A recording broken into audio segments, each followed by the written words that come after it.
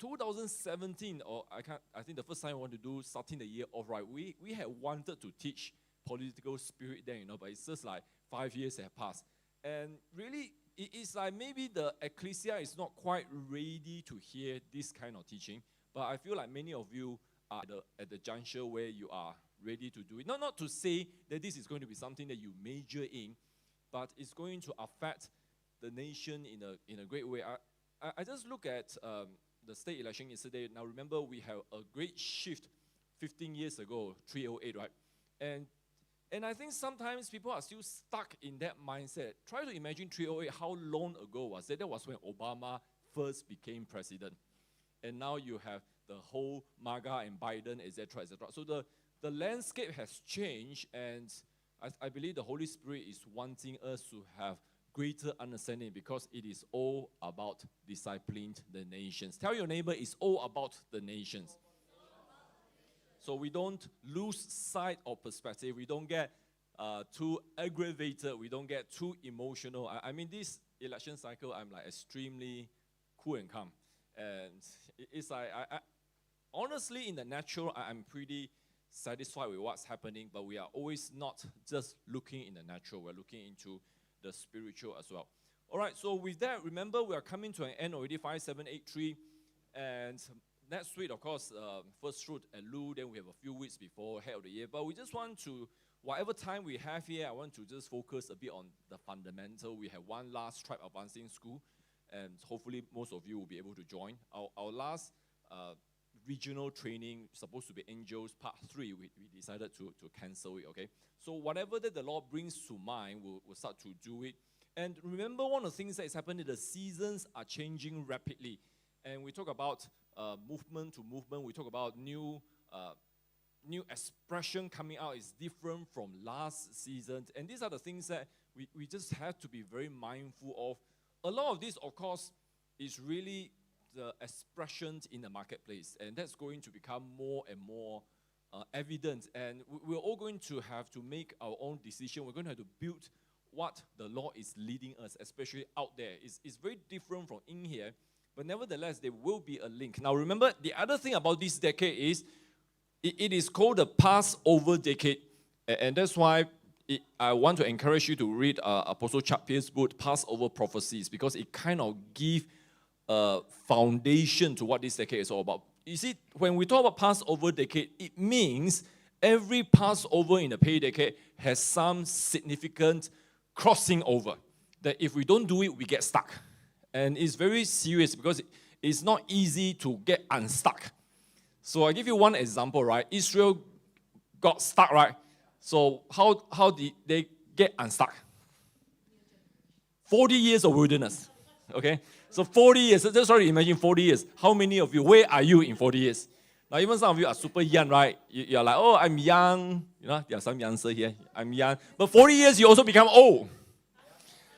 Yeah, no kidding, no joke, right? So that's why it's very, very important we don't get stuck, because the price of getting unstuck is heavy. But then there is this harvest decade also. This is also a decade where we are able to get many, many people and nation into the kingdom of God. I think that's going to be a great motivation, especially the evangelists, right?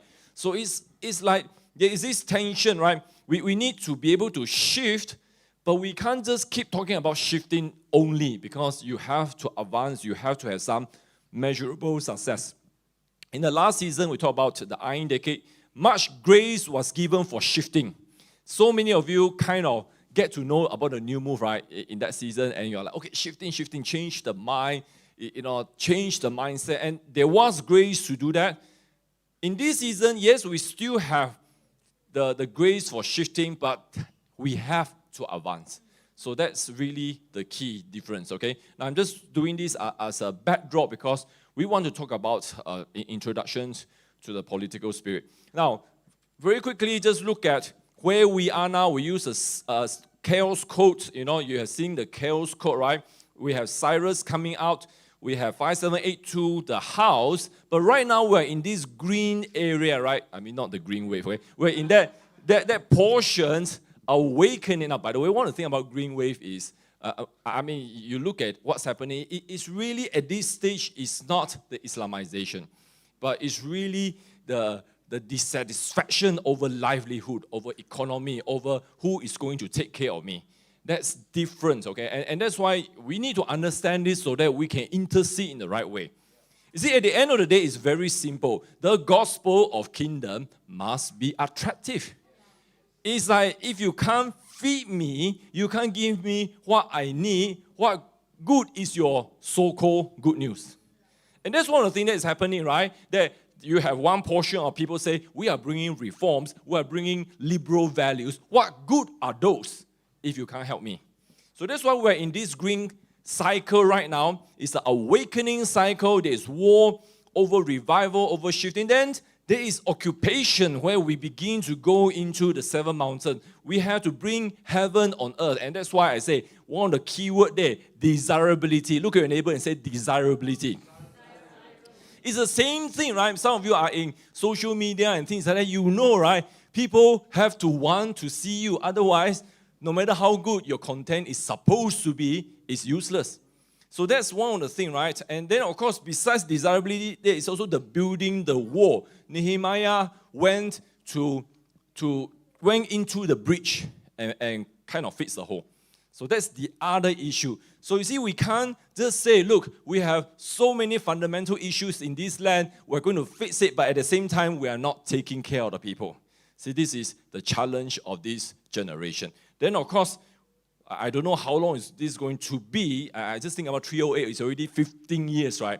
That's why the walk to reformation, the walk to discipling nations is a long journey. Look at your neighbor and say, long journey. That's why Sheep Nations is an end game kind of thing. We don't know. One day, we will know whether our nation can become sheep or not.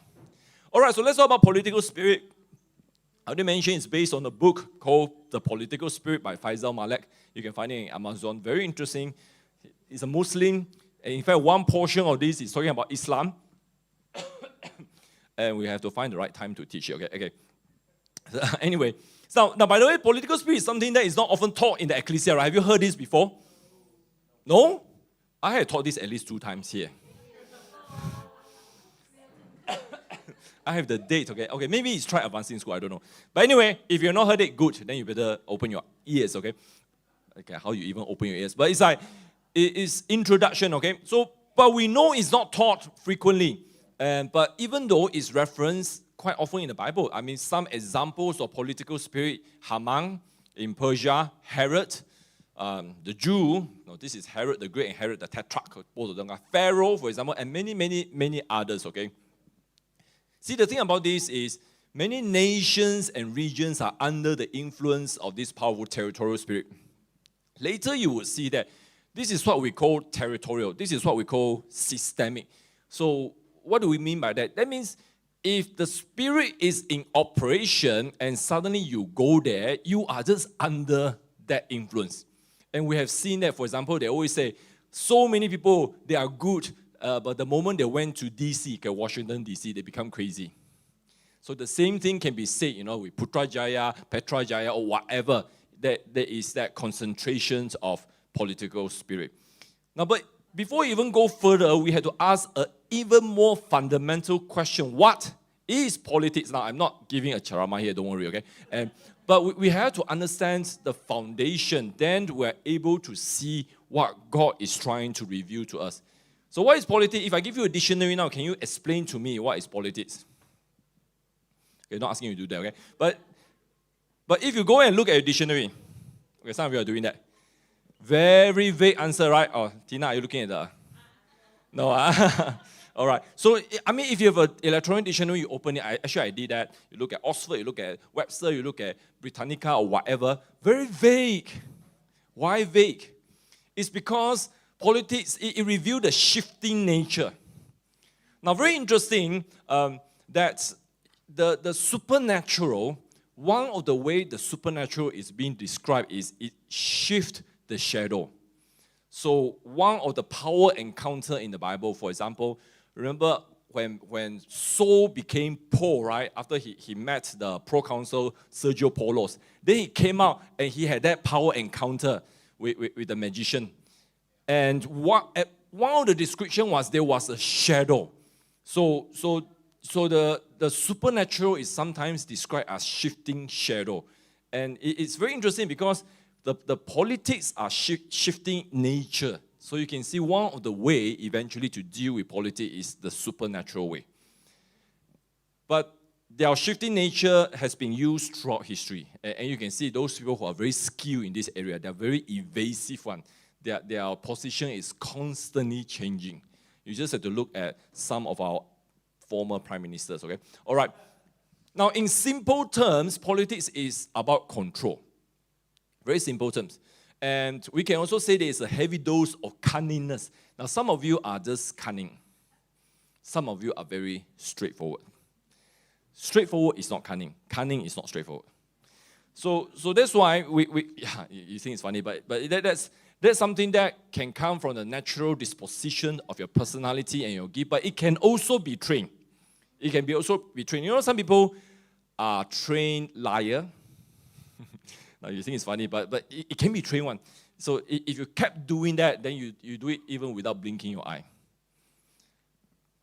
See, with that, people often come with an agenda because you talk about control, you talk about cunning, but is having an agenda necessarily a bad thing? No, of course not. I mean, we all have agenda, right? I mean, even when we come together as a tribe, we have certain desire, we have certain expectation, we have certain hope, and that's agenda, right? See, at the end of the day, agenda is only as good or as bad as the intent and heart of the person. So if the person is very bad, no matter how good the agenda looks like, they actually have a bad agenda. So it goes back to the heart issue. See, the truth is everybody has an agenda. It's okay. You want to do certain things, I want to do certain things, and we have expectation. And that's why whenever something happens, we have to, we can't tell people, look, you must accept the reality. It doesn't work like that. It's like people have to process it in such a way that they finally come to a place of understanding. So that's why I say, if you look from a certain perspective, politics by itself, we are not talking about good or bad because it depends on the intent. It depends on the heart. Now, politics can be differentiated from government. Because you try to do a Bible search on the word government, you will see many references. Because governance is a biblical concept. And what kind of biblical concept? Responsible ruling. That's why we have Romans 13, right? And now Romans 13 is not a blanket instructions to obey government. Far from it. But it shows that there is such a thing called responsible ruling, and it comes from heaven directly. That's why Romans 13:1, right? We know this one, right? True government, true authority is always from God. It's based on higher spiritual law. So the issue is really when the normal politics, because you can have normal politics where people are normal, people are good, but then all of a sudden they are being manipulated, they are being hijacked by political spirit. And that's where all the hoo-ha, all the messiness comes in. Okay, let's talk about political spirit already. Now, the first thing to remember is a high level, it's a strategic. Now, strategy is just an interchangeable word for territorial spirit. So if you know spiritual warfare, we talk about 3 or 4 levels, right? So the normal level is ground level. Basically what we do, a time to be set free, personal kind of demons and open doors and things like that. Then you have the middle level, which is called the occultic.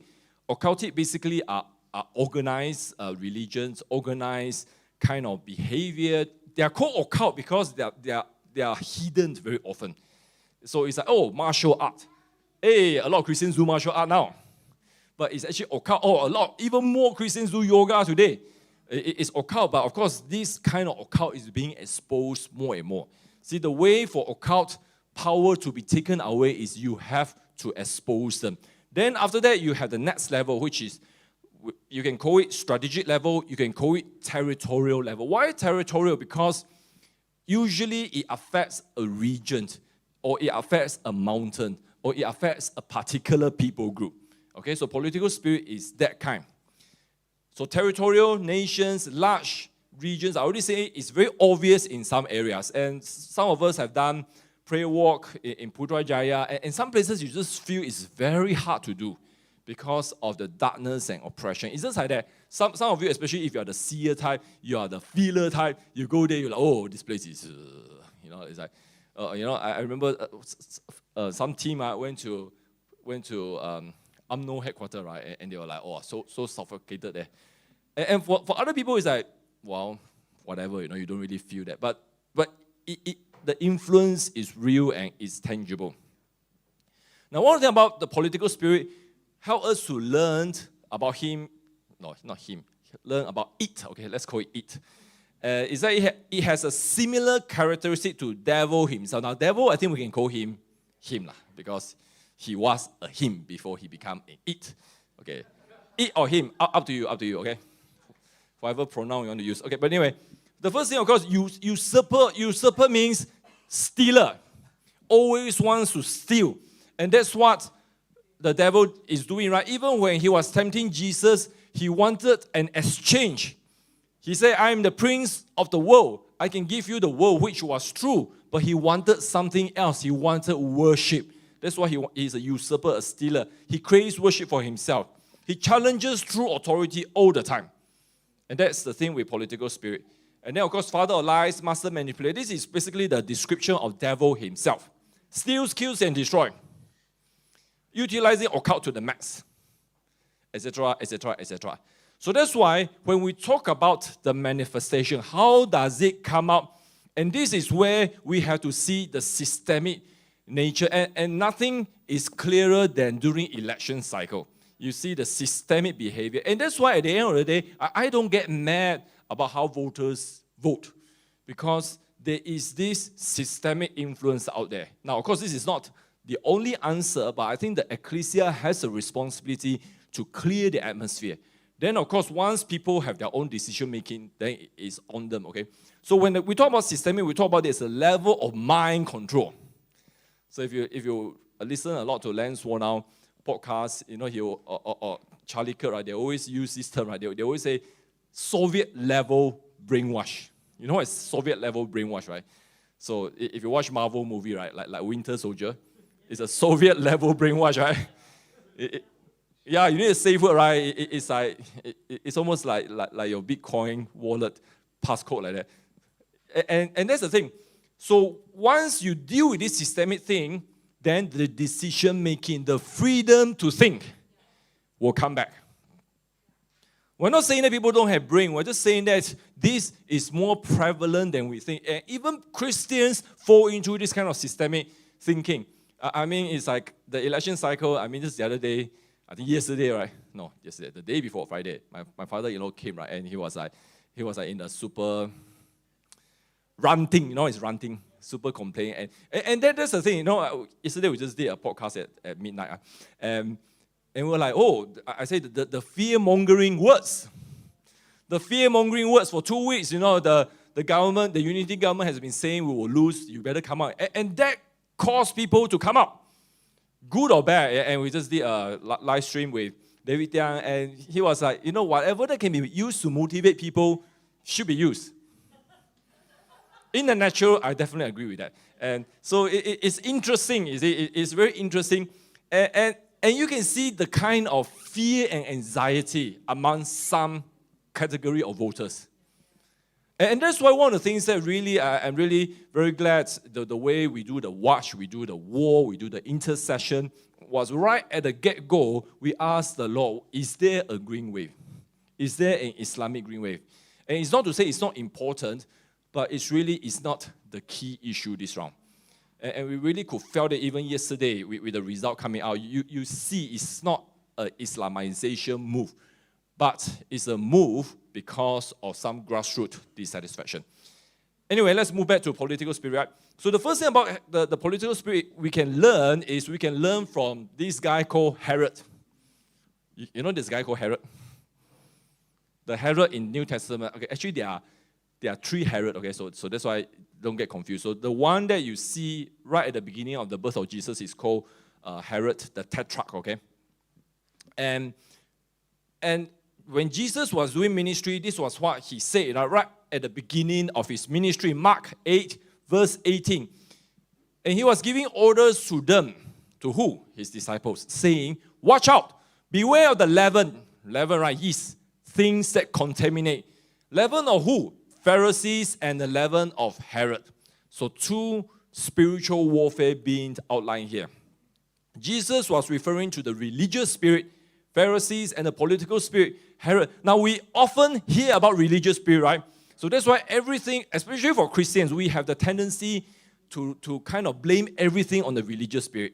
That's why it's very easy to quickly say, oh, it's an Islamic spirit. Yes, Islamic spirit is part of a political spirit, but the way it manifests more commonly, at least here right now, it is the religious spirit, okay?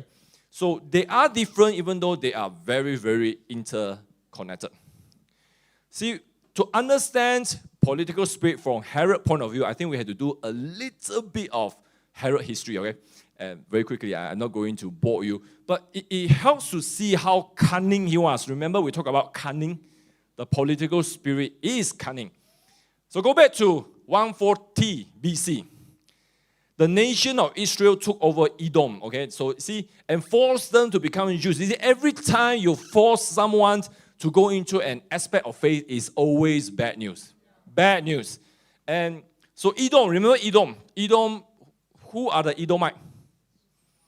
Esau's descendant, right? Now remember Esau, two of the most rejected human being in the whole Bible. One is Esau. The other one? Ishmael. And these two form 95% of Muslims today. So no wonder it's such a rejected people. But anyway, that's another part of the political spirit. But then, all of a sudden, you force them to become Jews or you leave this land. What do? Convert lah, so most of them just convert, okay, even though they are not happy with that. So many Edomites became, so I put bracket there because you just pretend to be Jews, right? But after a while, your pretend become real, And for the simple reason of survival. Then what happened? This created a climate that caused I put bracket Jews because they're not real Jews, right? They're the fake Jews, right? Which the Edomite heritage began to align with Herod because they're song already, right? Angry already. You need to look for a champion.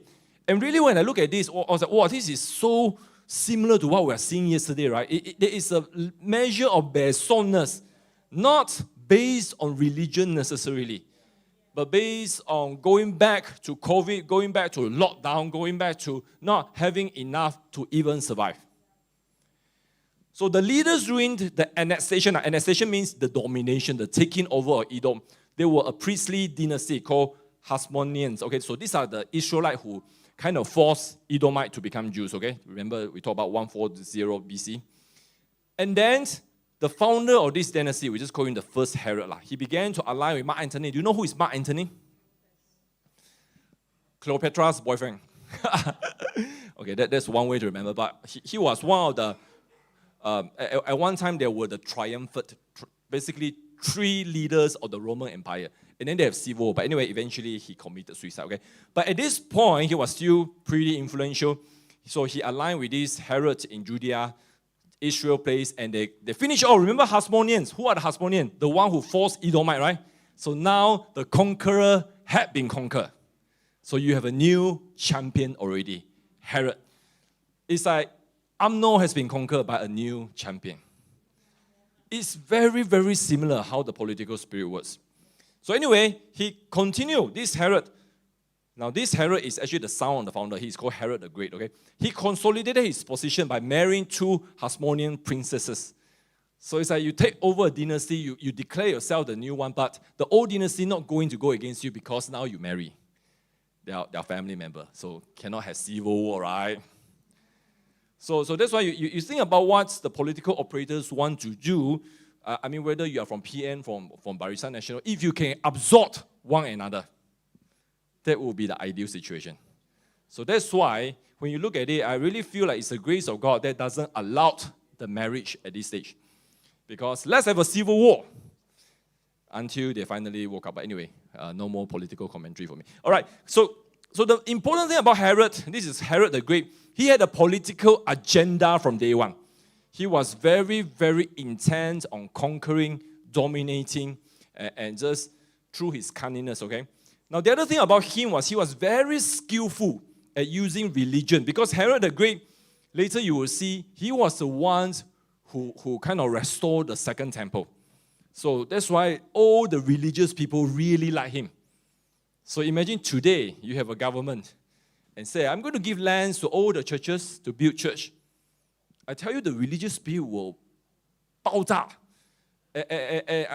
Unfortunately, this is the reality. If the government give land, we will be captured immediately. Immediately. So he did that. And that's why at Jesus' time, they were still so supportive of Herod, even though he was a crazy guy. So theocracy, we don't have time to talk about it today. Basically, it's a system that uses religion to control. You talk about Taliban, you talk about Iran.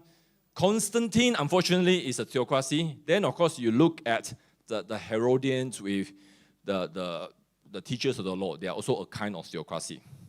All right, so this portion, we're going to look at 5 characteristics of political spirit. Again, this is just to help us to understand how it operates, okay?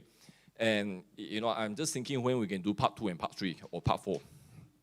Okay, the first thing about political spirit, it always has a hidden agenda that we will not be able to discern with just natural senses. And that's why in this day and age, the Lord is causing the ecclesia to confront this spirit, because in the natural, it cannot be done.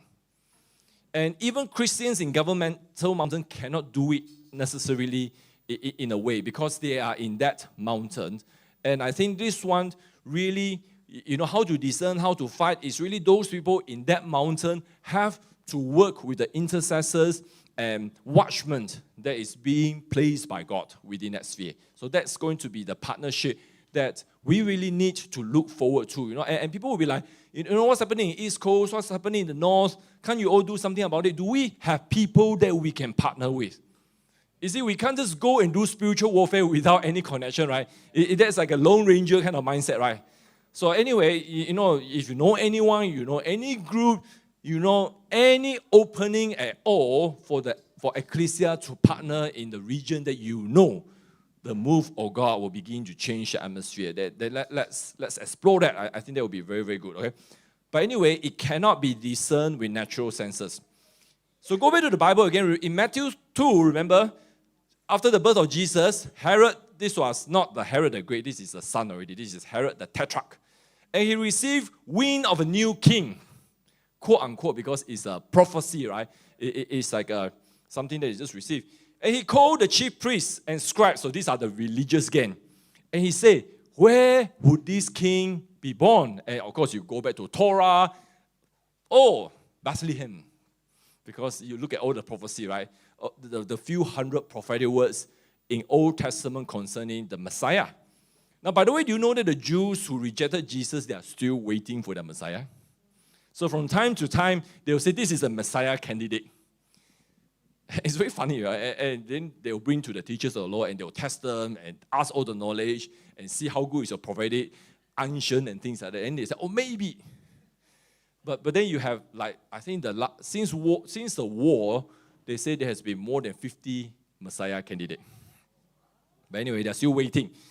The key thing is they're still waiting, but we know Messiah already came, right? So anyway, this was what Herod was concerned. Then he met separately with the wise men. Remember the wise men? Now, some people, did the Bible say wise men from the east? Not really, right? The wise men to find the child. And what was his excuse? Oh, because I want to worship him. I mean, this is a great example of lying with a straight face. And they were like, oh, yeah, we can do it. But then nobody knew his true intention at that time. Remember, what was his intention? He wanted to kill Jesus, right? He wanted to kill his threat, his rival. He was very deliberate in separating the religious leaders from the wise men. Because if you get everyone together and they will start to put 1 + 1 = 2, right? So political spirit, people will always have separate meeting, try to compartmentalize everything so that you cannot connect the dot. So that's why, in the past, in the 60s, 70s, every time you have a political scandal, the unveiling will be like usually months and months later, because we don't have instant data and things like that. Nowadays, if there's a scandal, you have live reporting already. It's like you have live commentary some more. And it's like you can't get away. And internet never forgets, right? So this is the thing that is happening right now. That is why, in a way, I think people have becoming less respectful, because when I say less respectful, I mean people used to put certain people, oh, this is a president, this is a prime minister, he or she must be good. But now the truth came out much faster. I'm not saying it's a good or bad thing. I'm just saying why the younger generation can seem to be more critical because information is readily available to them. Anyway, the conclusion about this first point is the political spirit will never reveal its true cut. So they're very, very evasive ones. So you see someone who is very cautious, very guarded, it could be that that person is being influenced by this spirit. But then, it doesn't want to give you information. It will force you to reveal all the information through trickery, intimidation, etc., etc. Because he wanted to be the one having the big picture understanding. He wants to be the mastermind. Remember, cunningness and control. You add these two together, it's mastermind. Manifestation of control lust. Fortunately, the wise men, the Bible describes them as those with pure hearts, right? Because they really want to find the king. They were really curious about who is this that has been prophesied. Because the wise men, now, they definitely were not from Israel. They were not Jews. But they have some kind of prophetic revelation concerning this king. Now, we don't know who they are. A lot of commentators believe they are from the east. So east could be anywhere from India to China, right? So who were there? We don't know. I mean, they brought all the spices, things which kind of are like produced from Asia, right? But anyway, because they had pure hearts, the Lord was able to warn them. So that's why, remember, we already mentioned earlier on, the political spirit is systemic territory. There's like certain places, you go to certain places, you just feel like the eeriness of the political spirit, the control. Even some company, you go there, you can feel, oh, this company is very oppressive. Some of you who are the hyper, uber sensitive type, okay? So anyway, what is the key to resist? One of the key, not the only key, is pure heart. Everyone say pure heart. And that's one of the things that, intercessors, one of the first principle is clean heart principle, right? So if your heart is not clean, you can't be intercessor. You just try a bit, you get frustrated already. You get captured by the Spirit. And I'm so glad many of you this time, even, and just how Joyce was prophesying, right? Many of you think you are not intercessors, but in fact you are. In fact, you are called for such a time as this. And when you are, and you develop the clean heart, pure heart principle, God can use you. And that's one of the things we have seen, that people kind of expand their capacity. Never thought they could do it, and they could actually do it. So those are the good reports of this assignment, okay? So if we develop a pure heart, then it becomes one of the key that causes us to resist the manipulation and dominance of this entity, okay, it, right? Okay, number 2, political spirit always create alliances, and this is one of the key things that you see in the Bible. Because the first Herod, the founder, worked with Gentiles, right? Mark Antony was a Gentile. Then they eliminate the previous rival, kill them. But he didn't really kill them fully. Very smart, marry them.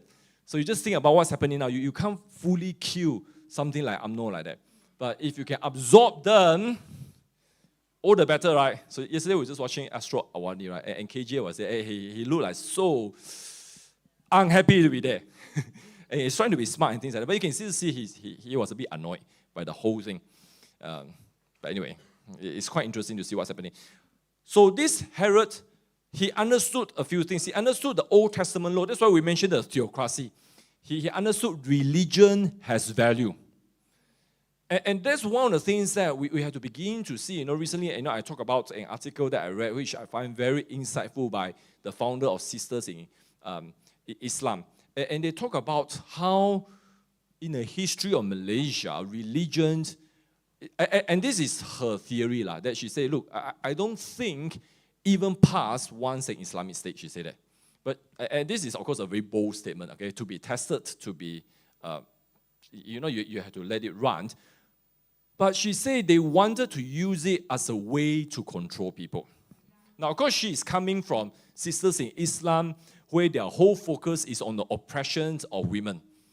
You say the Muslims are oppressed, but female Muslims are the most oppressed. So anyway, this Herod understood that the Jews are extremely religious, right? And that's why all the temple activities, that you have to do through the Levites and things like that, the Sanhedrin, the scribes, the chief priests. So he was friendly with them. And historically, this Herod, the Great, was known as a person who expanded the second temple. So even though he was such a crap person, even though later on his son go and kill all the babies, right? Remember? Israel still kind of tolerated him. And this is the religious spirit. The religious spirit, once the religious lust is satisfied, and now, by the way, religious spirit doesn't mean any other, just other religion. It also can include the ecclesia, unfortunately. Once the religious lust is met, they just close their eyes. They don't see justice. They don't see the rule of law. See, these are the real issue. He wanted to be seen as defender of Jewish faith. Sounds familiar? Who wants to be the defender of Malay supremacy? This is the battle that we are fighting right now. And that's why we don't get sidetracked by what's happening.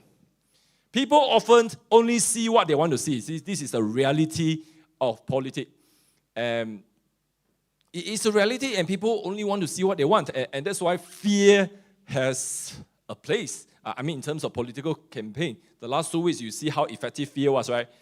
And even at noontime, right? And some people are like, wow, so few people come out. And those who didn't vote, we're going to scold them. Hello, excuse me, we're not even in the states, okay? Yeah, some of us, we have, from Sarawak, how do we vote? Unless you say we can vote in KL, right? So KL should be a state, right? But anyway, that's the thing. This is a natural law. People only see what they want, and if you give them that, they will give you your support. They will give you their support. This is the reality of politics. Number 3, because it's a territorial spirit, because it is devil, it is linked with devil, right? It is an invisible mastermind that wants to kill whatever God is doing, and this is where it gets important for us, the ecclesia. If you want to dominate whatever things out there, none of our business, right? But now it gets closer because it wants to kill what God is doing. So God wants kingdom now, right? And what part of the kingdom? We're talking about the harvest decade. We are talking about nations.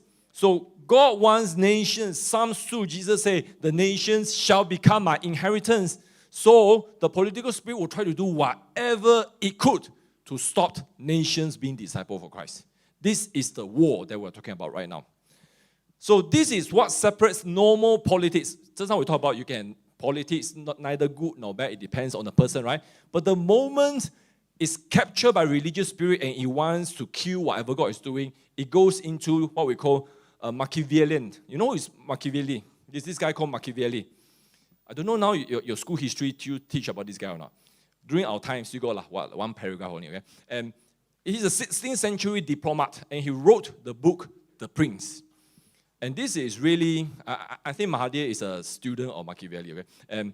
So, yeah, seriously. This book is what we call a standard for political manipulation and expose much of what the political spirit does. Now, you can read it. It's not easy to read. It's in some ancient Latin translated to English already. But still, it has a lot of theory. It's almost, the style is a bit like Sun Tzu Art of War. You know, any of you read those books before? It's like, what's this guy talking about? It's like, just give you a few lines and expect you to develop your own thinking. But it's very, very similar kind of book. So there is this kind of Machiavellian want to dominate. So when the wise men, we go back to the story again in Matthew 2, when they were awakened, right? God warned them, right? The angels warned them, and they avoided Herod. Then he knew he had been exposed. His true intentions suddenly came to light. And in Matthew 2, 16 to 18, we began to see. What did he do? He began killing children, right? Because it's like, anyone under the age of 2, first try to deceive them by saying, you must do registration, right? And then while you do registration, on your way out, I'm going to kill everyone. So the angels warned Joseph, right? And they detoured to Egypt for a while. Because Jesus was the main assignment for God at that time, right? He was supposed to come and restore what Adam failed to do. So from this action, we see some additional characteristic of this spirit. One of the things is it wants to protect its position and power at all costs. So it's a very, very defensive kind of spirit. So Herod thought that Jesus had come to replace him in the natural. In fact, it's not such a weird thinking, right? Because you think about the apostles, the disciples, they also thought Jesus would come and overthrow Rome, right? oh, when are you going to summon your so-called 12 legions of angels? I'm sure Peter will be like, remind you, Jesus, you say you could call them anytime. Oh, no, I'm going up now. Therefore, and that's why, it's always very funny, right? Acts 1, right? When he ascended, and they're still like, oh, you're coming back soon, right? Soon, right? And let's just have a picnic, and maybe you'll come tonight. I think they have this kind of mindset, right? 2,000 years have passed. Jesus had not returned. So it's like we don't really have an understanding that all authority on earth and in heaven have been given to him and then to us.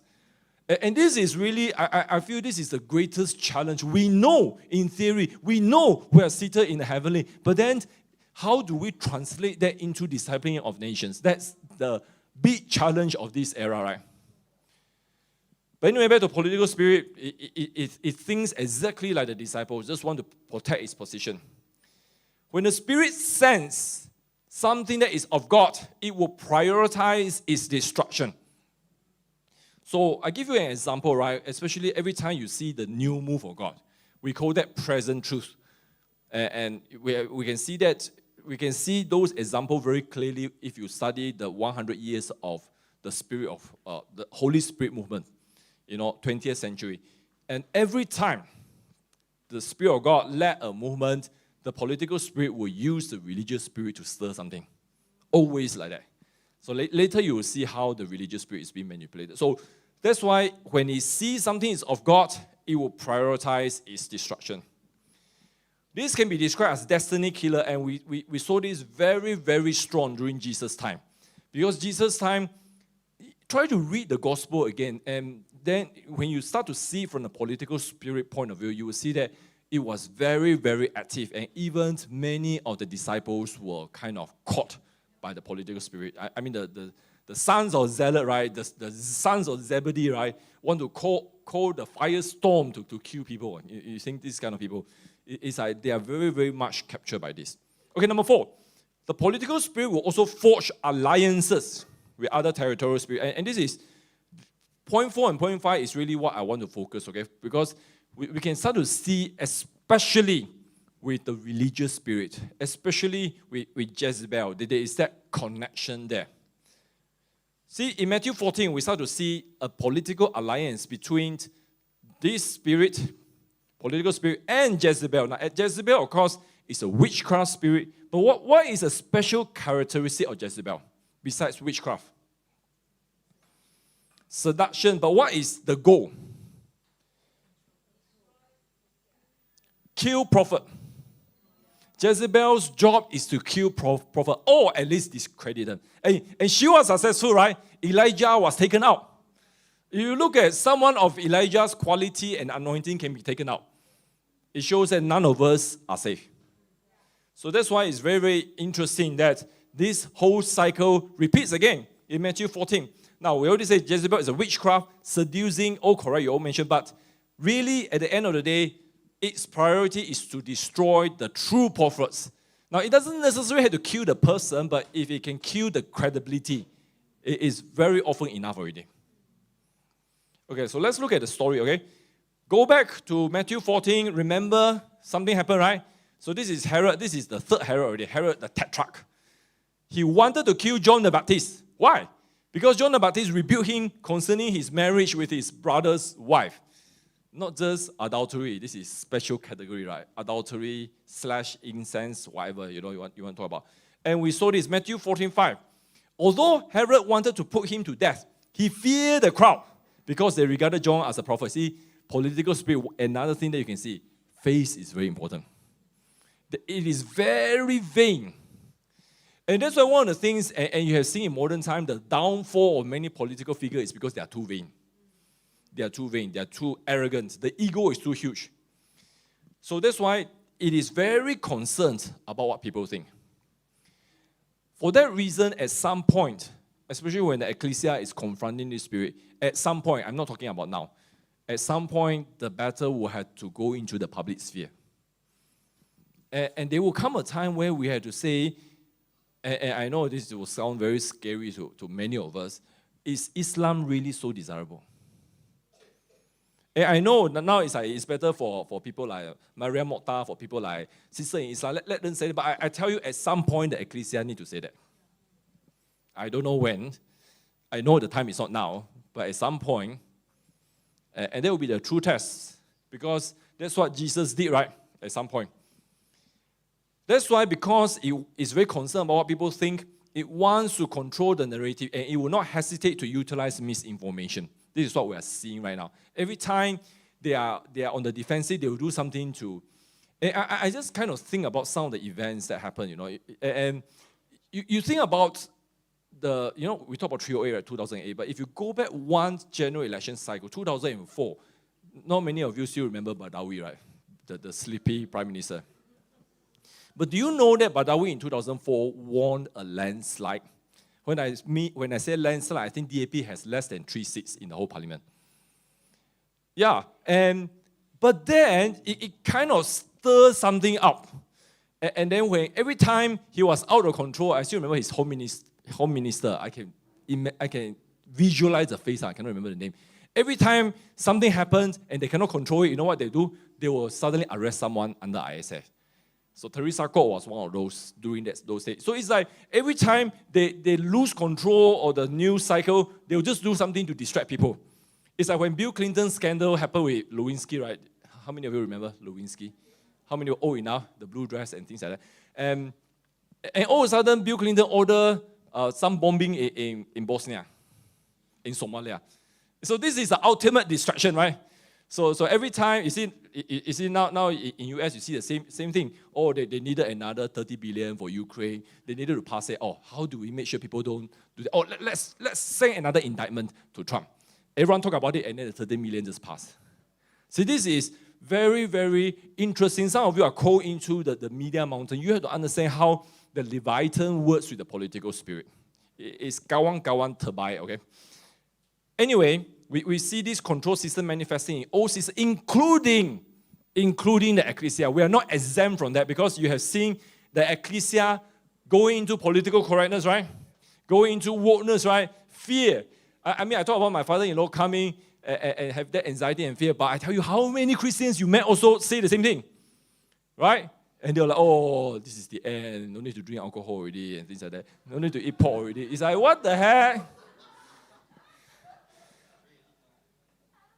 Still available. People still sell.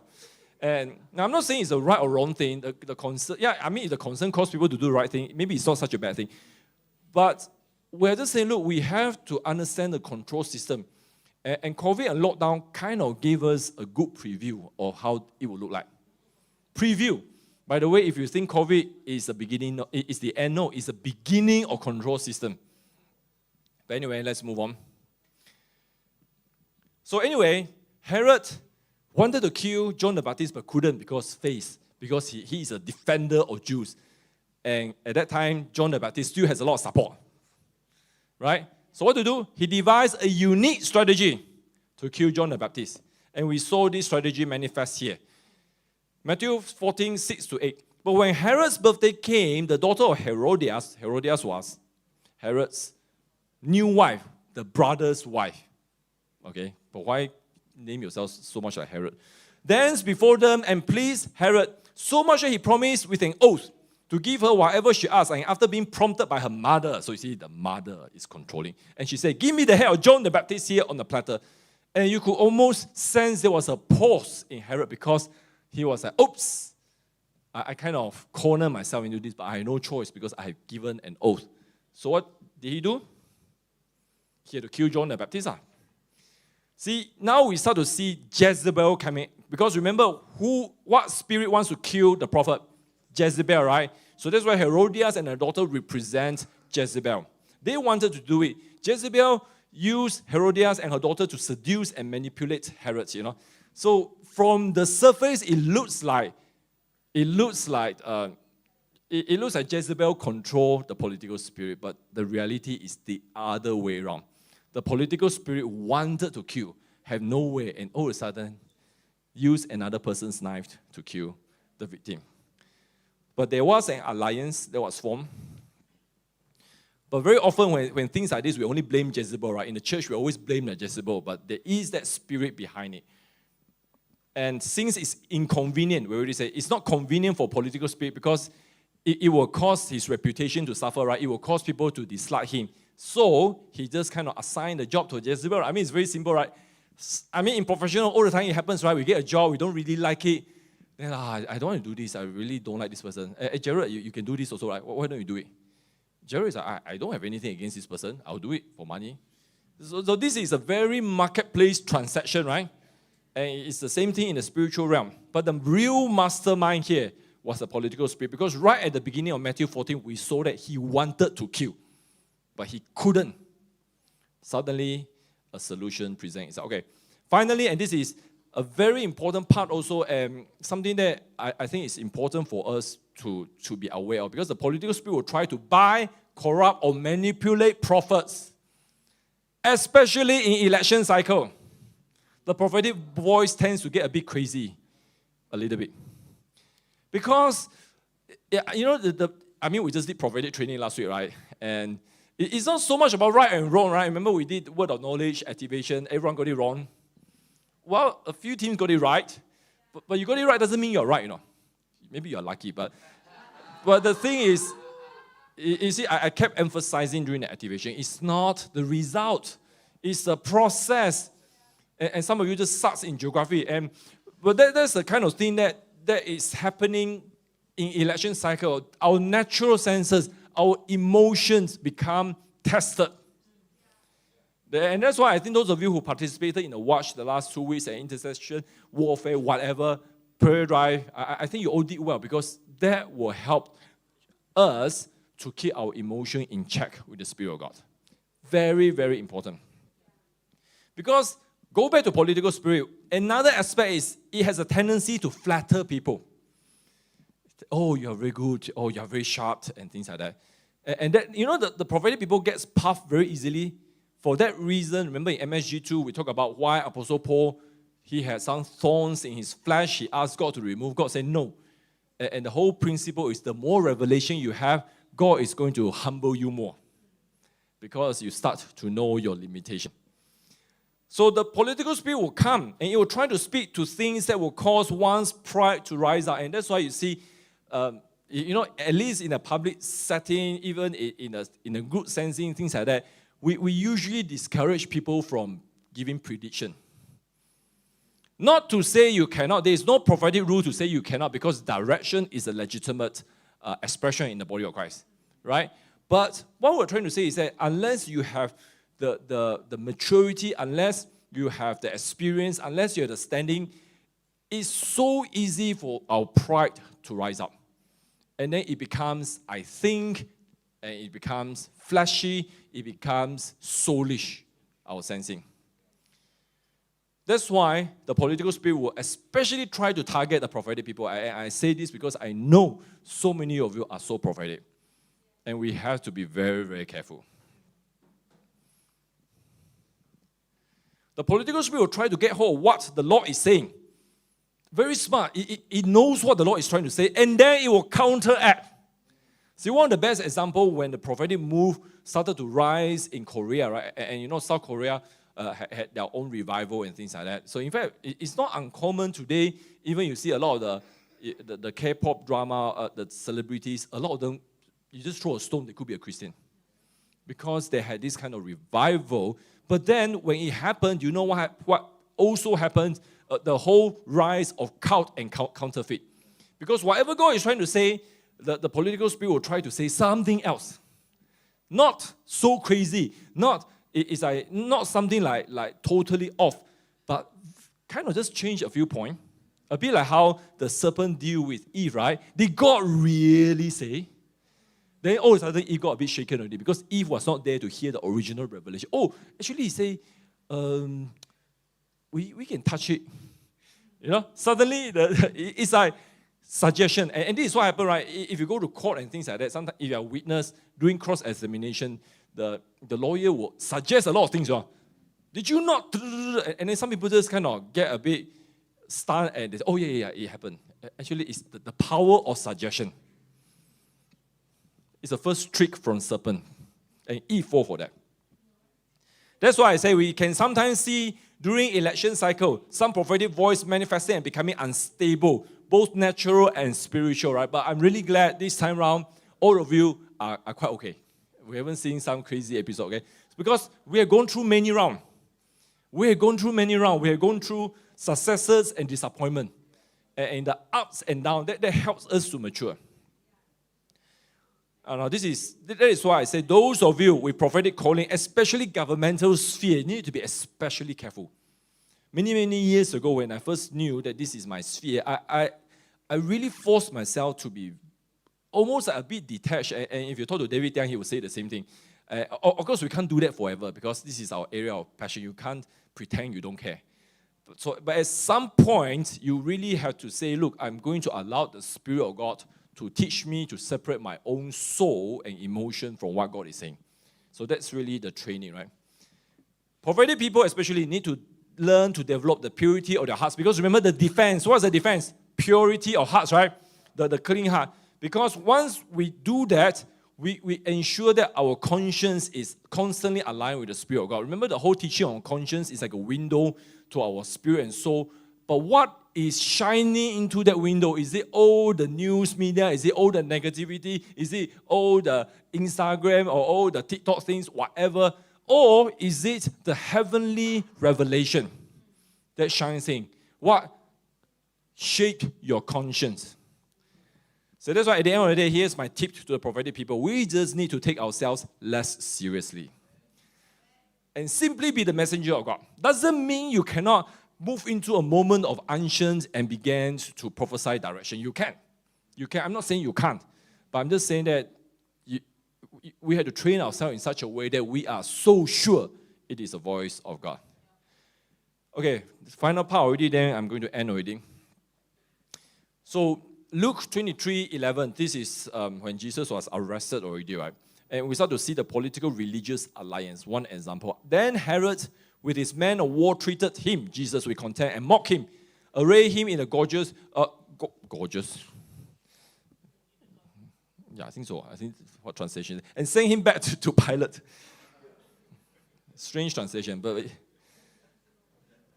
one verse before, so this is the Herodian, right? This is the political people. But one verse before, you see the religious people. And the chief priests and scribes stood and vehemently accused him. Now, you always hear the teaching, right? Who killed Jesus? Well, actually, technically, it's God who allowed Jesus to die. But anyway, when you look at the context of this verse, the standard answer is the religious people killed Jesus. The religious people, because they were accusing him. See, verse 10. But then, the political people were also there, but they are a bit more subtle. The religious leaders openly, everyone say openly.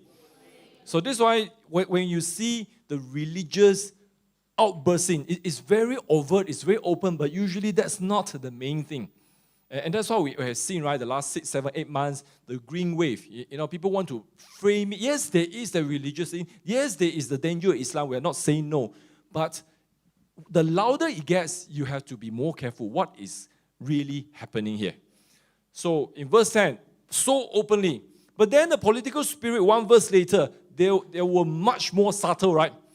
Because, you see, they just kind of, you can just imagine, right? They just fold their hands. Yeah, our plans work, man. Those stupid religious people, let them take the fall. More subtle, they are like director controlling from behind. So you see, right, they always say a lot of power brokers are never seen. You don't even know who they are. Once in a while, you get someone come out, this is a financier, the true controller of whatever entity. And one day, you see all the famous people, Elon Musk or whoever, one day you will see the true person controlling them from behind. I tell you, it will be someone you don't even know. Go back to Matthew 14 again. Herod did not want to be directly responsible for the death of John the Baptist. Same thing for Jesus. So, very smartly he say, let Pilate decide. Technically, Pilate is higher rank. So it's like you have a fight in Selangor with Sultan or whatever, Menteri Besar say, I don't want to resolve it. Anwar, please resolve it. Same kind of analogy. Because remember, political spirit, go back again, concerned about his public image. Very concerned, especially he kind of titled himself Defender of Jews. How can I now kill your supposedly Messiah, even though you all hate him? But what if he happened to be a right Messiah? I'm sure he think about this kind of thing, because very, very cunning.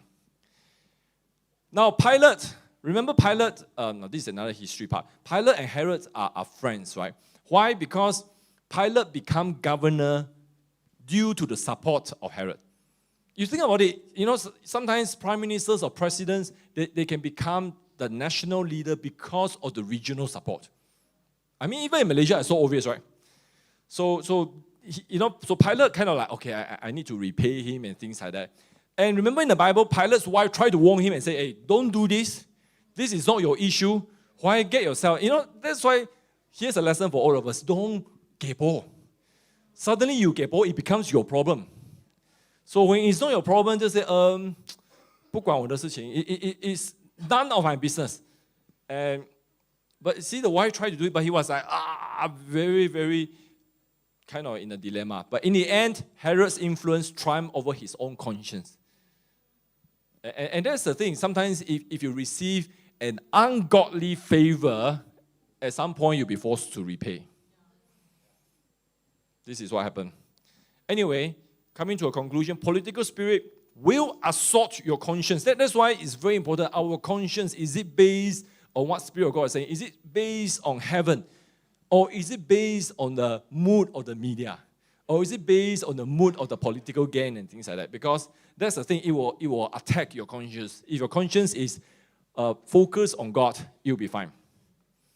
So Pilate become an unwitting. It's like, suddenly he become a main character. Who is this Pilate? Now he's like world famous even until today. It's like just a regional leader, and suddenly he got into the whole fight between the religious leader and the true Messiah. So he became a partner with Herod, political spirit, agenda to kill Jesus. See, the good news is, that's why I say, who killed Jesus? The good news was, it was God's plan all this while, because when Jesus died, he was able to seize back the keys to Hades. Now he controls death. And none of us have to worry about the sting of death anymore, right? I mean, we die, right? But we die is just like it's just translation to another. It's just teleported to another place. Nothing to be fearful of. Actually, when you see some people, they don't know God, they don't have a relationship, and they are dying, you can see the fear in their face, the uncertainty. Whereas a lot of believers have the peace, they made their peace already, they are ready to be translated to a new place. So that's why, let's kind of wrap up here. Pharisees are mainly motivated and empowered by the religious spirit. This is what we see, very overt. And we have seen religious spirit work with political spirit, very, very common. But the more correct way is very often the political spirit is really behind. And I think in Malaysia, we are really seeing that, yes, Islam, it looks like a religious spirit, but in reality, it's more of a political spirit.